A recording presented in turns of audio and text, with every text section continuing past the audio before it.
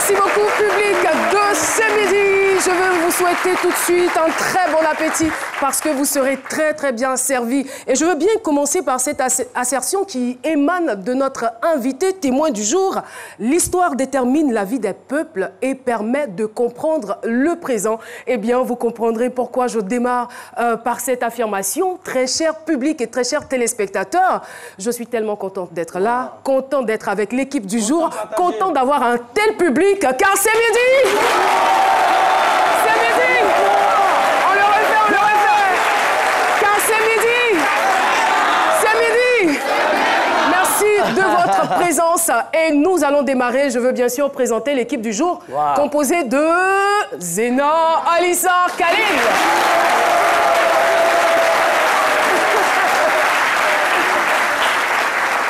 Et aujourd'hui, je vais terminer par le doyen. Je suis tellement contente de l'avoir dans cette équipe. Il a bercé notre enfance. Qui n'aimait pas Bienvenue Néba? Affaire à suivre, à poursuivre et à rattraper. Salutations à notre docteur en humour, docteur Philo.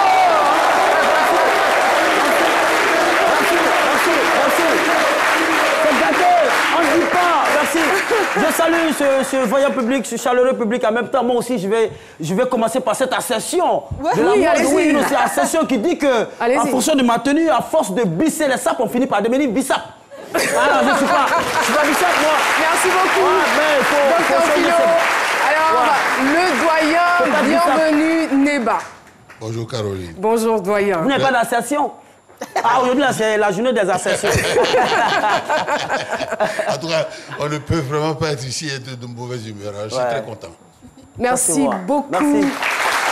Il a dit une autre humeur nous vient d'un pays ami, d'un pays frère. Écoutez tout simplement cette sonorité. Et oui, c'est gâté.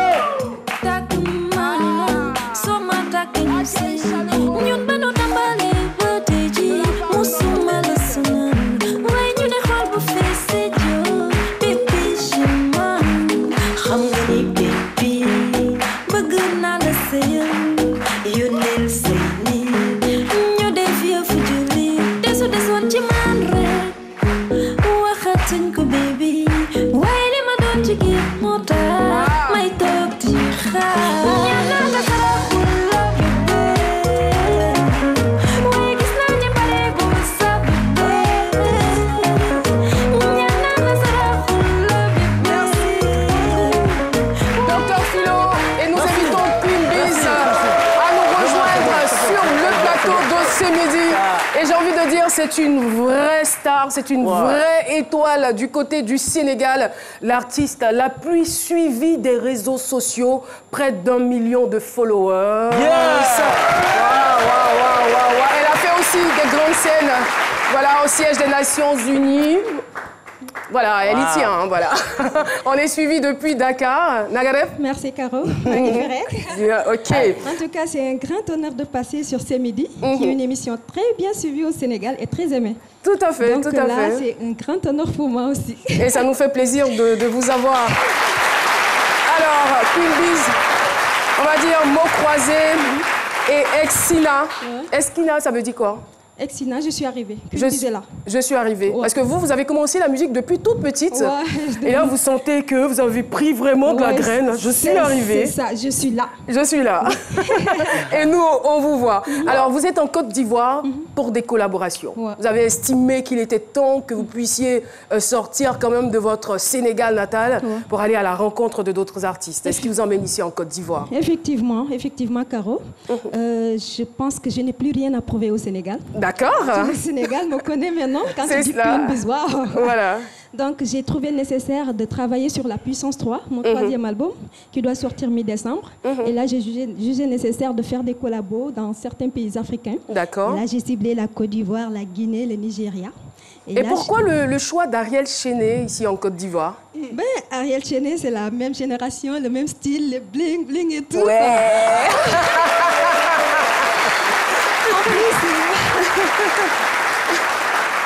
En plus, il est talentueux, il a le talent. Et là, j'ai le feeling de travailler avec lui, quoi. Tout à fait. En tout cas, nous, ça nous fait vraiment plaisir de vous avoir reçu sur ce plateau. Voilà, parce que nous sommes là en train de vous dire maintenant au revoir, Queen Biz. C'est dommage. Je suis sûre qu'en d'autres circonstances, on aura encore plus de temps à partager ensemble. C'est ça. Mon séjour est très, très bref, c'est court. Mais une prochaine fois, on fera le plateau. C'est la première fois en Côte d'Ivoire. Je vous invite tous pour un plat de tchèp, et toute l'équipe pour un bon plat de tchèp au Sénégal. C'est la première fois ici, à Abidjan. C'est ma première fois. Ça a été quoi votre constat? Abidjan est doux. J'ai mangé le attiqué. Non, c'est le plus doux au monde. J'ai mangé le attiqué, le kedjenou, le plat kadjaïni. Merci beaucoup. Merci d'être passé sur notre plateau. Et voilà, ça démarre en beauté. Et ça sera comme ça jusqu'à la fin de cette émission. Laissez-moi vous communiquer le thème du jour. J'ai des révélations édifiantes sur l'histoire des orphelinats de Grand Bassam et Bingerville. Notre invité témoin est un invité, non des moindres, j'ai envie de dire, c'est un colonel-major assamois, Guézou Conan Edouard. C'est donc notre invité témoin. Juste avant de le recevoir, voici son portrait. Notre invité d'aujourd'hui a un profil intellectuel bien rempli. Diplômé en enseignement militaire supérieur, ingénieur en bâtiment, le colonel-major assamois Guézou a été en charge de la division logistique de l'état-major de 2011 à 2016. Et depuis, il est le directeur général des affaires logistiques et techniques au ministère de la Défense. Ce n'est pas tout. Le colonel-major assamois est aussi passionné de la littérature et de l'histoire. Son œuvre s'intitule « De la maison des Métis aux orphelinats de Bingerville et Grand Bassam ». Son livre sortira officiellement le samedi 1er décembre 2018. Pourquoi le nom de la maison des Métis? A-t-il des secrets à partager avec nous? Avec Caroline, tout sera révélé. Merci beaucoup, Ange. En tout cas, beaucoup de secrets à partager avec le public, les téléspectateurs. Nous allons à présent décerner de vives ovations à notre invité témoin du jour, le colonel-major assamois Guézou Conan. Merci.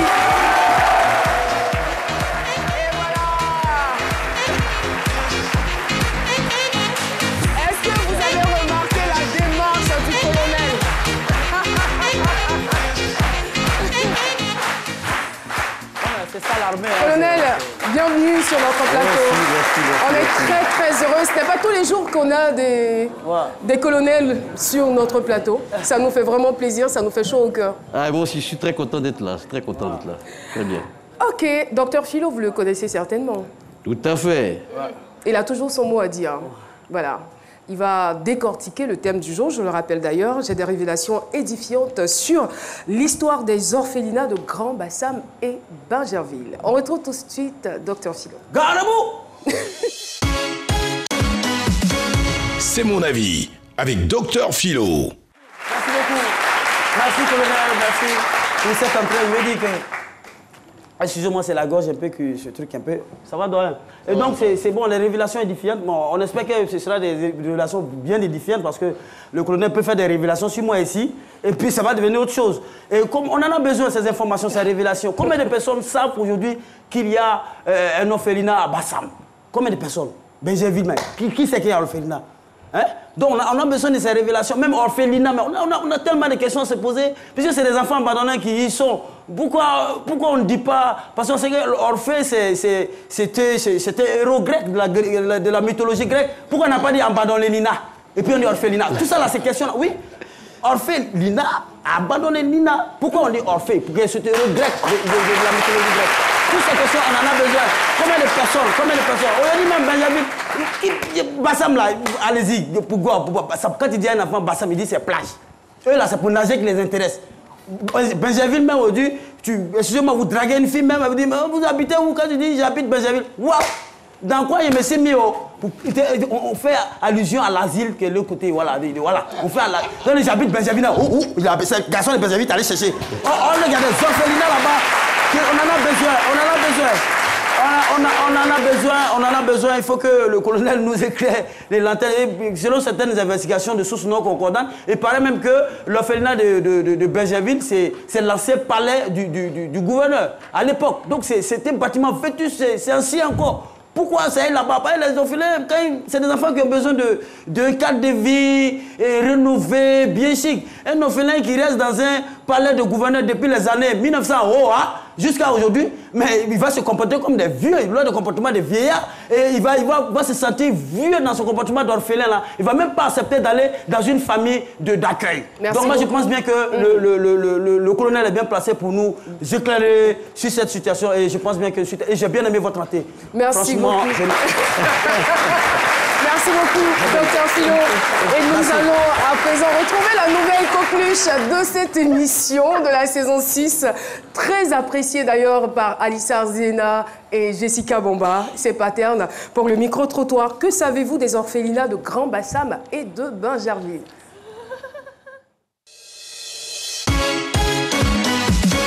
Le micro-trottoir avec Chris Paterna-Sémian. Salut Caroline, nous sommes dans la ville historique et coloniale de Grand Bassam et nous sommes au pied du monument consacré à Trèche-la-Plaine, l'un des explorateurs qui a marqué l'histoire de la Côte d'Ivoire. Et juste derrière se trouve l'orphelinat national des jeunes filles de Grand Bassam. Et justement, il est question de savoir ce midi, que savez-vous de l'histoire des orphelinats de Grand Bassam et de Bingerville?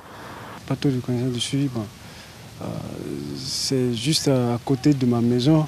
Mais je n'ai pas trop de connaissances encore dessus. Je passe là, mais franchement, je ne sais rien. Rien même. Mais lorsque je regarde l'architecture, je sais que ça, c'est un bâtiment qui a été construit au temps colonial. À un moment donné, quand moi je suis rentré à Bassam, l'orphelinat n'était pas toujours entretenu comme ça. Bon, à un moment donné aussi, bon, je ne sais pas, mais toujours il y a renouvelation, le coin est entretenu. Je passe ici tous les jours, mais je ne sais rien sur l'orphelinat de Bassam et de Bingerville. Si au moins je pouvais savoir, connaître une personne ou rencontrer une personne qui pouvait au moins me donner des informations, essayer de me détailler sur l'histoire de ces orphelinats-là, ça me fait très très plaisir.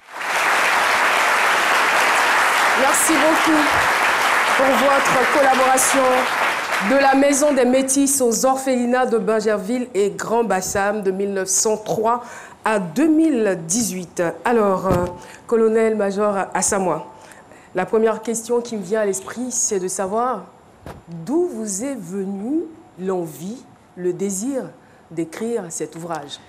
Alors, je suis un passionné d'histoire, hein. J'aime beaucoup l'histoire. Et dans ma vie, j'ai fait l'orphelinat de Bingerville d'abord, ensuite l'UMPT. J'ai passé beaucoup d'années de scolarité à Bingerville. Et je me suis intéressé à cette ville de Bingerville et particulièrement à cette école, qui est l'orphelinat de Bingerville, pour en refaire l'histoire. Et c'est le hasard des choses. Hein. À un dîner, j'ai des amis, des anciens de l'école qui parlaient, qui ne savaient pas l'histoire de leur école. Et je me suis décidé de chercher et de leur proposer dans un livre, dans un ouvrage, l'histoire de cette école qui est l'orphelinat de Bingerville. Quand j'ai écouté votre public, et je vois qu'il y a beaucoup de gens qui ne connaissent pas Bingerville, et je suis vraiment très heureux d'avoir la possibilité aujourd'hui d'expliquer un peu ce que c'est que Bingerville, et puis ce que c'est que l'histoire de cette école. D'accord. Alors, vous ne vous êtes pas attelé à raconter l'histoire de l'orphelinat. Hein. Vous avez raconté, comme vous le disiez à l'instant, l'histoire de Bingerville, et partant de là, l'histoire même de la Côte d'Ivoire. C'est vraiment l'histoire de la Côte d'Ivoire, parce que je crois que, dans toutes mes recherches, je me suis rendu compte que cette école particulièrement a son histoire intimement liée à l'histoire générale de la Côte d'Ivoire. Je m'explique. Alors, les premiers contacts des Européens avec les côtes ivoiriennes, c'est dans les 1465, c'est les Portugais qui arrivent. Après les Portugais, les Français qui arrivent dans les années 1600, mais qui vont décider de faire de la Côte d'Ivoire une colonie française en 1893. Dès cet instant que la colonie de Côte d'Ivoire est créée, il y a des rencontres entre les Français et les Ivoiriens. Et c'est de ces rencontres-là que vont naître ce qu'on a appelé à l'époque les enfants métis. Et c'est pour ces enfants métis-là qu'on a créé en son temps, en 1910, ce qu'on a appelé la Maison des Métis. Et cette Maison des Métis était logée à l'emplacement actuel du lycée des garçons de Bingerville. Ah, ça, voilà. Beaucoup l'ignoraient. Moi-même, je l'ignorais avant d'avoir le livre en ma possession. Voilà, ça, c'est la première étape. La maison a évolué jusqu'en 1930, elle a été fermée et elle va être réouverte en 1939. Mais pourquoi la dénomination la Maison des Métis? C'était le terme qui avait été utilisé à l'époque par le gouverneur, et c'est ce terme-là qui a prévalu. pendant ces 20 premières années où cette maison des métis a existé. Est-ce qu'il n'y avait que des métis dans cette maison? Effectivement, il n'y avait que des métis à cette époque-là. Et en 1939, quand on va réouvrir la maison des métis, on va lui changer de nom. On va l'appeler foyer des métis, parce que foyer, c'est plus chaleureux, plus accueillant. Et à cette époque, vous savez que la capitale de la Côte d'Ivoire s'est déplacée en 1900 de Grand-Bassam à Bingerville, puis de Bingerville à Abidjan. Le palais avait été abandonné. Le palais du gouverneur qui était à Bingerville était abandonné. C'est comme ça qu'en 1939, quand on va recréer le foyer des métis, on va demander que ce foyer soit installé dans la maison du gouverneur, dans le palais du gouverneur. Et c'est comme ça que le foyer des métis s'est installé dans le palais du gouverneur en 1939, à Bingerville. Alors, je suis un peu curieuse quand même, parce que je me dis, mettre sur pied une œuvre littéraire relève quand même d'une certaine expertise. Mais écrire, sinon élaborer un ouvrage historique, un livre d'histoire, ce n'est pas donné à tout le monde. Vous avez raison, je crois que j'ai été un peu têtu, je me suis acharné et j'ai surtout rencontré les anciens élèves. Je crois que c'était eux les témoins de l'histoire. Les anciens élèves, ils sont organisés, je me suis approché d'eux et j'ai fini par découvrir, par retrouver les tout premiers élèves de l'école, ceux qui sont rentrés en 1939. À imaginer de retrouver quelqu'un qui a 80 ans et qui vous explique qu'il a été élève au foyer des métis à cette époque-là. Et j'ai demandé à ceux-là, pourquoi vous y êtes rentrés? Comment vous y êtes rentrés? Qu'est-ce que vous avez appris? Et j'ai découvert des trésors d'humanité et de fraternité. Et c'est ce que j'ai voulu relater dans cet ouvrage-là. Et avant que tout le monde ait accès à ce livre, est-ce que vous pouvez nous partager ces quelques trésors que vous avez découverts au fil de vos recherches? Il y a des histoires magnifiques, mais ce que je retiens quand même, c'est le fait que beaucoup de pensionnaires de ce foyer des métis-là ont retrouvé, en la personne du directeur de l'école, de leur école, qui est M. Gilbert Drussy, ils ont retrouvé le père qui leur avait manqué. C'était pour eux vraiment une seconde famille. Ils ont partagé des liens très très forts entre eux à l'école. Et quand vous ne savez pas l'histoire des métis, vous ne comprenez pas comment actuellement ils se retrouvent souvent entre eux. Mais c'est parce qu'ils partagent. Oui, ceux que j'ai rencontrés, qui ont fait le foyer jusqu'à aujourd'hui, je parle de 39, ça fait quand même longtemps. Jusqu'à aujourd'hui, ils ont une solidarité entre eux, une familiarité entre eux. Et je crois que c'est l'histoire qui détermine tout ça. Mais justement, l'histoire détermine cela, mais vous, selon votre propre analyse, je veux dire, qu'est-ce qui a véritablement favorisé ces liens qui ont quand même subsisté avec le temps? C'est la difficulté d'abord d'être dans un environnement où vous étiez regroupés tous ensemble, vous avez connu les mêmes problèmes, les mêmes difficultés, et vous avez eu le même père, qui était le directeur de l'école, vous avez partagé des moments, et c'est extrêmement fort. Et tout ça, c'est dans l'histoire de l'école, et vous savez qu'il y a beaucoup qui ont vécu ça difficilement, parce que ne pas avoir été reconnu par son père, être dans une institution séparée, ça cause des problèmes psychologiques et tout. C'est clair, le problème de rejet. Voilà, problème de rejet. Mais aujourd'hui, je crois que grâce à cet ouvrage, je veux redonner de la visibilité, de la fierté à tous ceux qui ont fait cette école et qui, je pense, à travers leur histoire, c'est l'histoire de notre pays que nous voyons là, c'est l'histoire de la Côte d'Ivoire et je voudrais vraiment la partager au plus grand nombre. Vous l'avez dit. Merci beaucoup.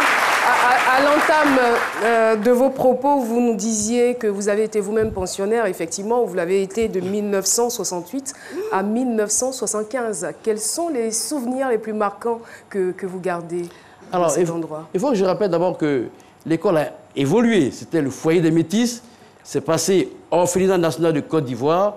Ensuite, orphelinat des garçons de Bingerville et orphelinat des filles de Grand-Bassam. Voilà. Mais moi, je suis rentré pas en tant que métis, mais en tant qu'orphelin. Voilà. Et ce que je garde comme souvenir, c'est... Bon, on ne parlait pas des fêtes de Noël, c'était des moments magiques. Quand vous êtes tout gamin, que vous avez le Père Noël qui arrive du haut du palais, là, c'est quelque chose de magique. Et tous les amis que j'ai connus là-bas, les frères que j'ai, ceux que je connais jusqu'à aujourd'hui, beaucoup, en tout cas, ont fait l'école avec moi. Et vraiment, je veux rendre hommage à tous les encadreurs de cette école-là, qui se dévouent pour les élèves. Là, je vois que vous m'avez montré à l'école militaire. J'étais beaucoup plus jeune. Et c'est grâce à l'orphelinat, effectivement, que j'ai passé le concours pour entrer à l'école militaire où je me suis retrouvé pendant quelques années à l'école militaire. Voilà. Moi, je voudrais vous poser une question. Quand vous y êtes arrivé, il y avait encore des métis? Il y avait quelques-uns, il y avait quelques métis. Quelques-uns? Oui. Donc ça n'a pas posé de problème, j'allais dire le mélange. Non, ça n'a pas posé de problème. Je crois qu'il faut que j'explique un peu comment cette école est devenue orphelinat. À l'époque, c'était le foyer des métis, il n'y avait que des métis.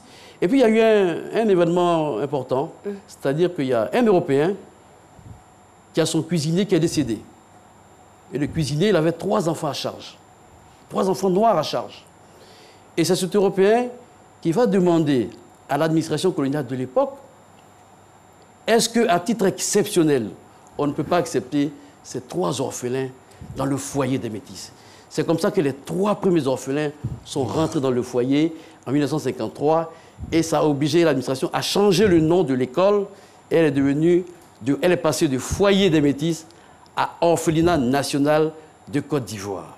Je crois qu'il faut bien faire cette précision-là pour montrer comment l'école a changé après le statut et a évolué. Ce n'est pas pour pinailler, mais je voudrais dire, vous avez dit tout à l'heure qu'il y avait une solidarité, beaucoup d'entente entre les métis quand ils y étaient. Et c'est vrai, on l'a constaté après.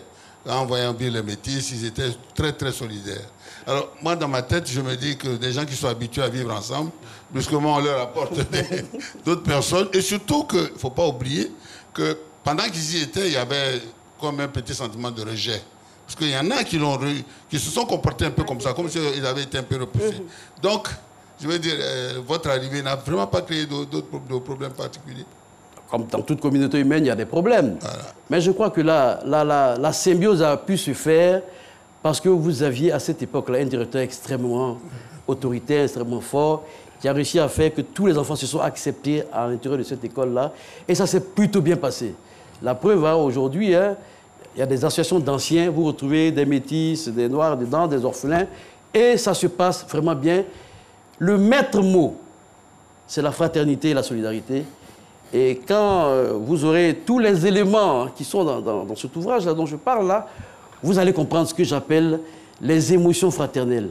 Vous allez lire, vous allez comprendre comment la solidarité a pu agir entre toutes ces générations d'élèves, depuis ceux de 39 jusqu'à ceux d'aujourd'hui. Parce qu'aujourd'hui encore, l'école est là, elle vit toujours. Voilà. Et je crois qu'il y a même il y a des représentants de l'école. Depuis quelques minutes, nous avons donc la photo de ce bâtiment. Oui, c'est ce bâtiment qui représente l'école, qui symbolise l'école, qui est le palais du gouverneur. Il y a 5 gouverneurs qui ont habité ce palais-là. Et c'est ce bâtiment qui est le symbole même de l'école.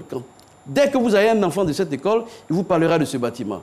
Mais malheureusement, aujourd'hui, si vous allez le voir, il n'est pas dans un très très beau état. Et c'est un peu dommage. Je dis toujours qu'en Côte d'Ivoire, nous avons 2 grands bâtiments historiques, les plus grands. Le premier, c'est celui-là, c'est le palais du gouverneur de Bégerville, et l'autre, c'est la grande mosquée de Kong. Je crois qu'il faut qu'on entretienne ces bâtiments-là. Mais justement, parlant d'entretien, est-ce que quand vous étant élève de cet édifice-là, qui se détériore de jour en jour, est-ce que vous parlez de sa réhabilitation? Je pense qu'aujourd'hui, vous êtes devenu des grands types. Il y a beaucoup de colonels, il y a beaucoup de grands types. Il ne faut pas attendre tout de l'État. Vous-même, la grande type, là, vous faites quoi pour réhabiliter le bâtiment? Merci de nous interpeller. Effectivement, on s'en préoccupe. Moi, ça fait des années que je parle de ça. Vous savez, ça demande de gros moyens pour réhabiliter un palais comme ça. Il faut savoir d'abord comment il a été construit. Il a été construit pendant 7 ans. Tous les matériaux qui ont servi à construire ce palais sont venus de France. Imaginez bien, par la mer, ils ont accosté à Grand Bassam. Ils ont été transportés par pirogue de Grand Bassam à Bégerville, transportés à Dodome, du sud de Bégerville jusqu'à sur la côte. Ouais, c'était haut. Pendant 7 ans, ce bâtiment a été construit.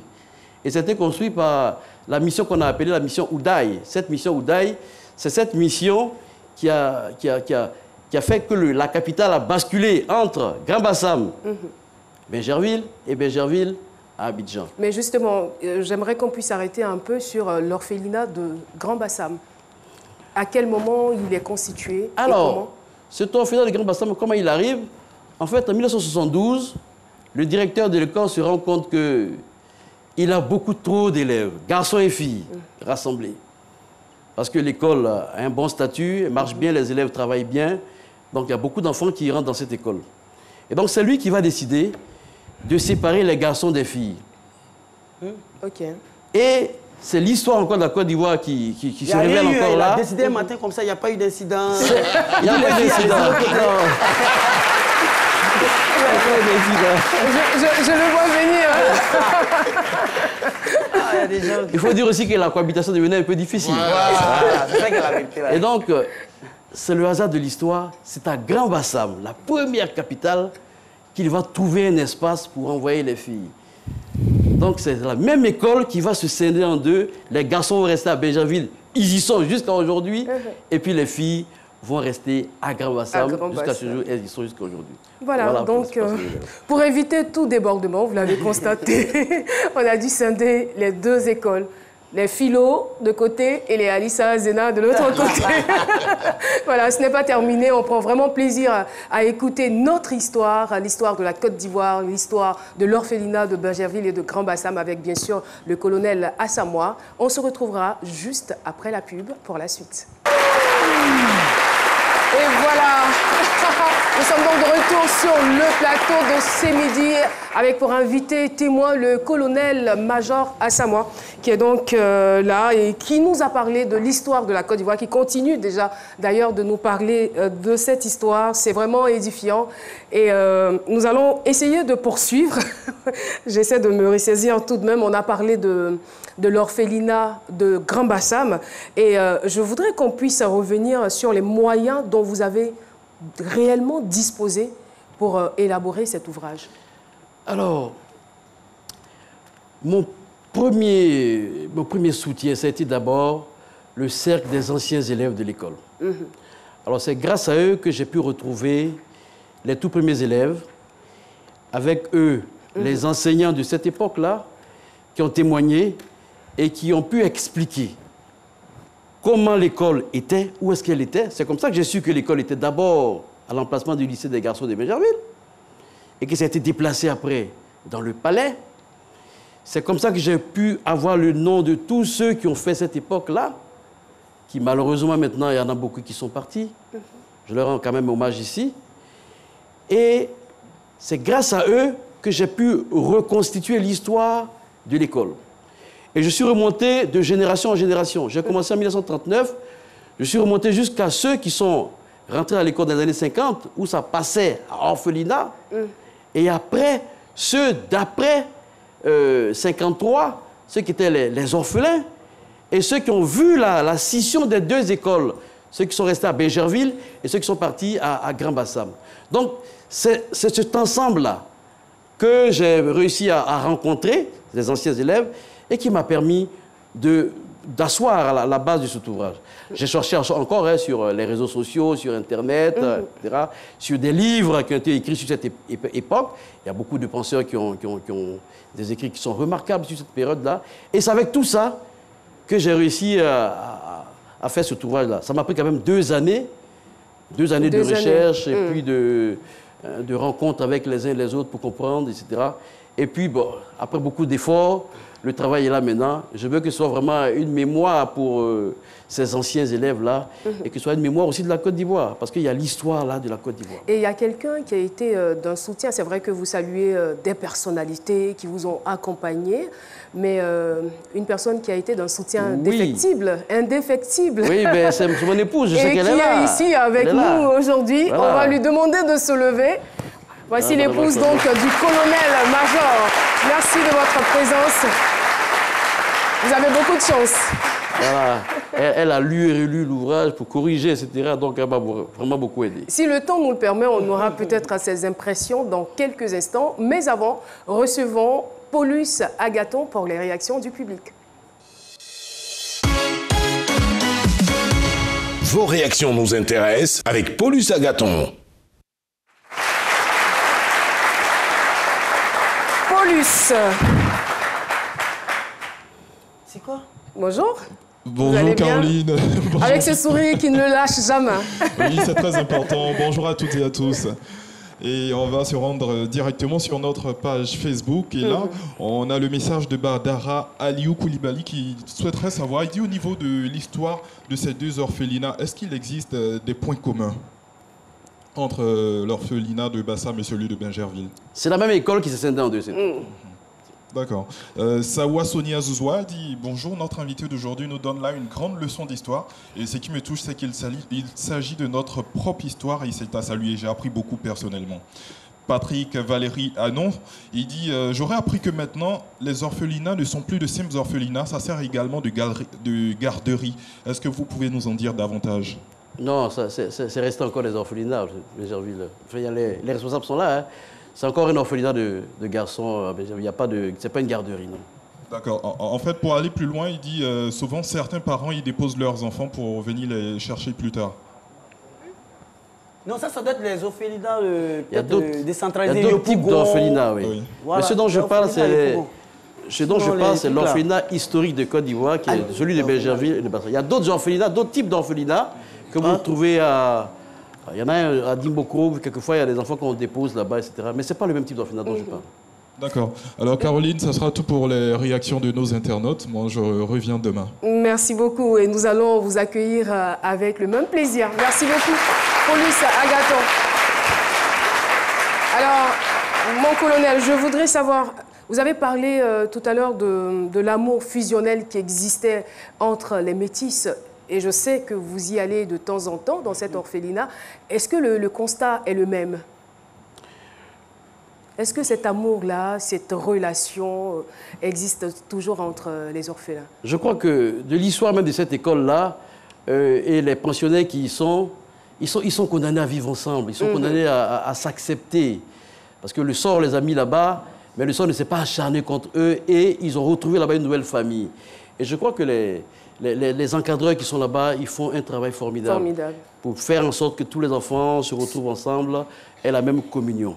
Et moi, ce que je remarque, effectivement, par rapport aux générations de tous les élèves qui sont succédés dans cette école-là, je constate qu'il y a toujours cette marque de fraternité, de solidarité entre tous les élèves. Et c'est ce que je salue. Hein? Et je crois que c'est la Côte d'Ivoire. Hein? Je crois que c'est la Côte d'Ivoire qui se retrouve à travers ces enfants qui ont eu des difficultés, mais que la Côte d'Ivoire a accepté dans cet espace et que cet espace permet à ces enfants de vivre ensemble, d'avoir le vivre ensemble et d'avoir tout ce qui fait qu'ils soient des bons citoyens, etc. Merci infiniment. Ça a été quoi les plus grandes difficultés que vous avez rencontrées pendant vos recherches? Oh, les difficultés, c'est que j'ai eu des gens qui n'ont pas voulu témoigner parce que pour eux, c'était difficile. J'accepte ça. Ce n'est pas tout le monde qui arrive à raconter comme ça une partie de sa vie. C'est une partie d'eux-mêmes. Difficile comment, je vais savoir. Quelqu'un que tu connais une histoire, on te dit il faut la relater, tu dis c'est difficile à témoigner. Bon, vous savez, quand ça touche aux parents, quand vous n'avez pas connu vos parents, quand vous avez perdu des parents assez tôt, c'est quelquefois difficile à relater. Et quand il y a quelquefois les conditions dans lesquelles vous vous retrouvez là-bas sont difficiles, comment vous avez supporté le poids de cet internat, quelquefois c'est difficile. Ça, il faut respecter ce choix-là. Alors, très rapidement, Madame Assamoah, était-il absent pendant ces 2 ans où il arrivait à très bien s'organiser? Bon, il était très souvent absent parce qu'il devait rencontrer ceux qui devaient témoigner dans le livre. Donc, il était très souvent absent. Mais comme j'ai compris la portée de ce qu'il faisait, je l'ai soutenu dans son action. Ah, d'accord. Voilà. Avoir une bonne femme, c'est quand même important. Alors, nous sommes pratiquement au terme de notre entretien. Voilà, le mot de fin vous revient. Je vous remercie de donner cette lucarne sur l'histoire de la Côte d'Ivoire. J'ai encore d'autres choses à dire. Non, oui, beaucoup d'autres choses. J'invite tous ceux qui s'intéressent vraiment à ça à venir à la dédicace qui aura lieu à Bingerville même. Et puis on aura l'occasion d'échanger encore. Il y a beaucoup de choses à apprendre sur la Côte d'Ivoire. Et j'aimerais que les Ivoiriens connaissent leur pays, apprennent de l'histoire de leur pays. Voilà, ça c'est vraiment ce qui vous a été raconté n'est qu'un pan, je dirais, de tout ce qui est contenu dans ce livre. Ce livre est un véritable trésor. Il y a tout dedans, comme on a coutume de le dire. Il faut absolument l'avoir. Ce n'est pas encore sorti. Il est presque sorti, là. Il est presque sorti. Merci. L'histoire grandit l'homme car elle fait s'accepter et s'assumer. Merci infiniment d'être venu sur notre plateau. Et puis, il est important de noter aussi que vous êtes auteur de d'autres œuvres. Oui, j'ai déjà fait un ouvrage identique sur l'histoire de l'école militaire de l'EMPT de Béjarville. Voilà. Tout à fait. Et je prépare encore d'autres livres à venir. Voilà. Voilà. Le colonel écrivain. Merci infiniment. Et historien aussi. Merci beaucoup. Merci pour cet héritage. Nous allons poursuivre l'émission. On aurait dû faire de la littérature encore. Mais franchement... Il faut décompresser un peu. On va digérer. On va digérer tout ce qu'on a reçu parce que c'est du lourd. Alissa Zena, est-ce que vous pouvez nous aider avec un peu d'affairage? D'accord. D'accord, c'est parti. C'est People avec Zena Alissar Khalil. Alors, Zena, si vous me le permettez, je voudrais saluer quelqu'un qui n'est pas dans le public, mais qui est dans ce studio. Voilà, un grand animateur. Voilà. Oh. Monsieur Claude Tamo, qui est juste en face de moi. Voilà. Il veut pas être... Voilà, faut qu'il vienne quand même. Faut qu'il vienne quand même. Faut qu'il vienne sur ce plateau. Vraiment.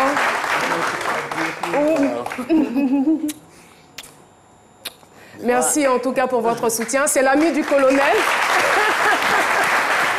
Et vous le connaissez, hein, il a toujours mis un point d'honneur à très bien s'habiller, un homme élégant. Mais là, on l'a surpris, mais même dans son je m'en fous là, vous voyez ce que ça donne, hein, franchement. Bon là, c'était l'affairage de monsieur Claude Tamo. Zena Alissa, vous avez la parole. Alors, merci. Ce samedi 24 décembre a eu lieu le concert de Kérosène DJ. Pas besoin de vous dire qu'il a Kérosène le coin. Comme il a l'habitude de le dire lui-même, on va Kérosène le palais de la culture. En tout cas, j'aimerais qu'on ovationne encore une fois pour Kérosène. Chapeau. En tout cas, il est descendu comme ça, là, du toit là, la machin, il est descendu, il a dansé. C'était spectaculaire. Vraiment spectaculaire. Oui, son entrée était spectaculaire. Sa prestation. Vous y étiez? Même pas. Il y avait sommeil, dommage, 19 là. Sa prestation, les artistes qui sont venus. Et on met un point d'honneur à la prestation de Safarel Obiang. Safarel Obiang. Donc quand ton ami t'invite dans son concert, tu viens, tu as plus laissé. Mais si tu continues, les gens vont plus t'inviter dans le concert. Parce que quand tu viens faire le concert, on parle plus de la personne, c'est de ça qu'on parle. Mais Safarel a offert une prestation incroyable, une prestation scénique incroyable, un spectacle incroyable. Il est en train de mettre le mouvement du coupé décalé à un niveau, mais vraiment, applaudissons un peu.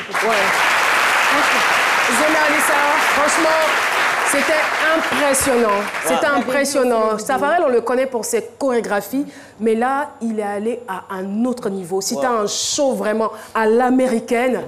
À l'américaine. Franchement, chapeau, Safarel.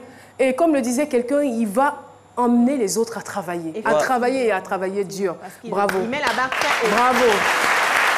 On a eu aussi bravo, Safarel. Très remarqué de Ariel Chéné qui en ce moment cartonne avec son... Safarel vient de Yopougon, il faut le signaler. Safarel qui vient de Yopougon. Ah, ils sont forts. Non, ailleurs pour nous, tu y allais. Merci beaucoup. Safarel qu'on va retrouver le 1er décembre à la fête de la ville et Kérosène aussi. Oui. Ok, je vais me concentrer, je vais y arriver. On a aussi Ariel Chéné qui a vraiment fait danser le public qui était présent ce 24 novembre pour le concert de Kérosène. En tout cas, c'était un concert réussi, tout était parfait. On part sans plus tarder aux États-Unis retrouver Christiane Milan qui s'est fait lyncher sur les réseaux sociaux à cause de son ventre qui était un peu froissé. Donc, je ne sais pas si vous voyez la photo, elle est maman, hein, donc parfois, je me dis que les gens font tellement tout un plat pour rien. Quelqu'un qui donne la vie, je pense qu'il y a certains trucs qu'il ne faudrait pas dire à cette personne-là. Elle s'est sacrifiée pour donner la vie. Aujourd'hui, elle a un ventre un peu froissé. C'est bon, si vous avez des ventres plats, ça c'est votre problème. La dame, elle se sent épanouie. Elle met ses top crop et puis, bon, elle est dans la ville, elle s'en fout, ça va. À un moment, il faut doser un peu. On reste toujours aux États-Unis. Retrouver ces blogueuses qui se noircissent la peau. Vous avez déjà entendu parler des gens qui se blanchissent la peau. Et aujourd'hui, on vous parle des personnes qui se noircissent la peau parce que avoir la peau assez bronzée comme ça sur les réseaux sociaux, ça fait vendre, ça ramène des sponsors. Donc la mode en ce moment, c'est d'utiliser des fonds de teint et des highlights pour se bronzer la peau, pour avoir l'air noir. Alors, si vous avez l'habitude de Vucha, arrêtez de Vucha. C'est la mode en ce moment aux États-Unis, ça commence. Oui, mais c'est impressionnant quand même. Le cha, c'est la dépigmentation. Voilà. Cette jeune dame que vous voyez sur la photo, elle est carrément blanche. Et là, sur la photo de droite, elle est quand même assez bronzée avec des traits. Le pouvoir du maquillage. Oui, le maquillage, ça fait des merveilles en ce moment. On termine avec une image du jour, c'est l'image de Lady Gaga, qui ne joue pas avec le style en ce moment. Deux invités. C'est ça des cacao. C'est tout pour aujourd'hui. C'est ça des cacao. Qu'est-ce qu'on ne verrait pas avec cet artiste? Merci beaucoup, Alicia Arzena. Nous allons retourner à la littérature et recevoir cette fois-ci Monsieur Anza Diabaté. Il est consultant et écrivain. Il est auteur de 3 œuvres en français. Merci de l'applaudir très très fort.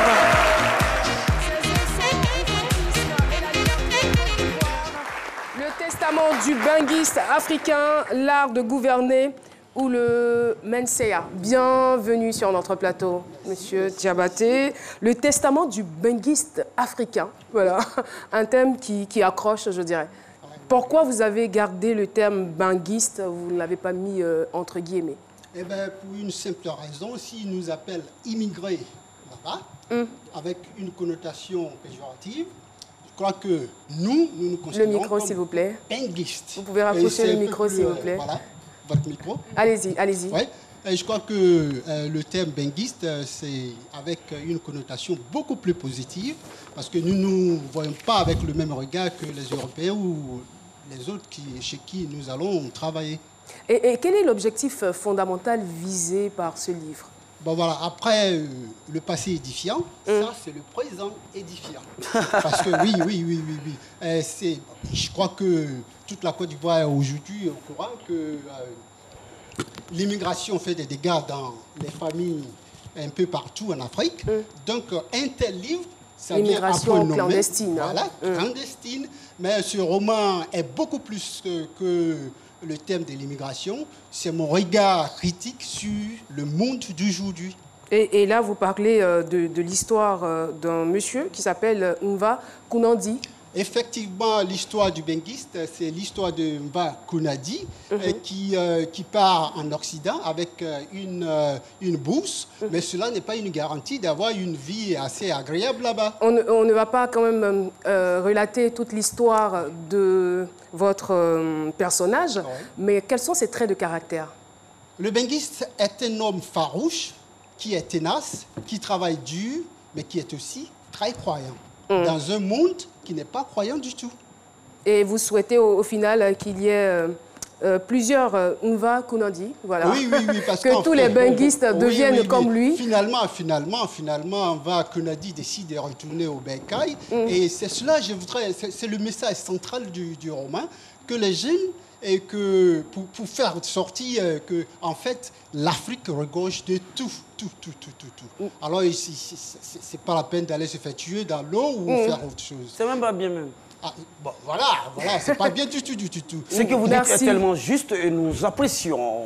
Merci infiniment, Monsieur Diabaté. Merci beaucoup. Le testament du benguiste africain, le testament du benguiste africain, c'est disponible dans les librairies? Le livre est disponible en ligne pour les jeunes. Et puis, c'est aussi, bon, si vous voulez vous procurer le livre, il suffit d'aller en ligne. Sinon, le livre est paru depuis février 2018 à Paris. Et c'est très facile de s'en procurer. Vous pouvez aller dans n'importe quelle bibliothèque ou librairie européenne. Et Merci infiniment d'être passé sur notre plateau. Je vais donc appeler M. Va Yao Josué, étudiant au master d'économie et le président national du Parlement des jeunes de Côte d'Ivoire.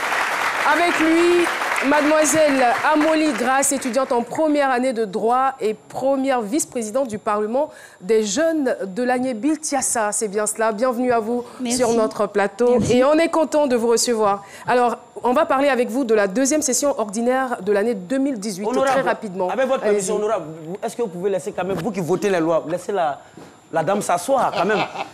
Oui. En fait, voilà, quand même. Non, vous allez comprendre parce qu'elle a juste une petite prestation. Voilà. Ah bon? Mais vous aurez pu quand même pu le laisser. Ah, honorable député. Dans vos lois, la femme ne s'assoit pas. Voilà. Alors, vous, venez par ici, s'il vous plaît. Okay. Venez par ici, d'accord? Voilà, voilà. Allez-y, très rapidement, parce que nous sommes au terme de l'entretien. D'accord, allez-y. La jeunesse constitue, à n'en point douter, le socle ou encore le fer de lance de tout développement durable.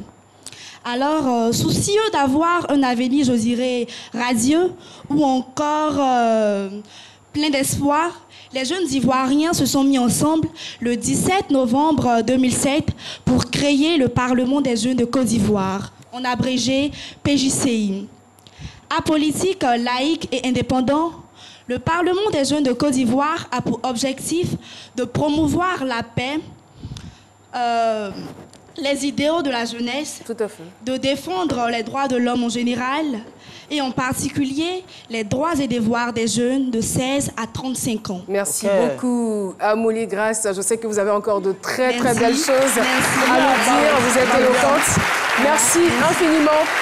Et là, je vous informe que le Parlement, voilà, vous venez de nous parler de la deuxième session ordinaire de l'année 2018 du Parlement des jeunes à Yamoussoukro, précisément à la Fondation Félix Houphouët-Boigny pour la recherche de la paix du jeudi 29 novembre au samedi 1er décembre 2018. Le thème général, l'éducation de la jeunesse à la démocratisation, j'espère que je ne me trompe pas. Le processus de démocratisation, de développement et de consolidation de la paix en Côte d'Ivoire. D'accord, c'est très bien. Merci infiniment. Merci d'être passé sur ce plateau. On profite pour saluer vos camarades qui sont avec nous. Très chers honorables. Merci de votre présence, les membres du Parlement national des jeunes de Côte d'Ivoire. Merci infiniment à mes amis de tous les jours, le fan club C'est Midi.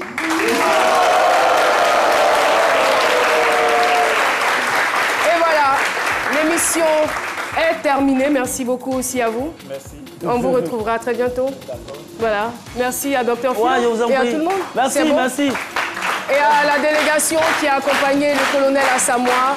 Voilà, l'émission est terminée. Rendez-vous demain à partir de 12h pour un autre numéro. Au revoir.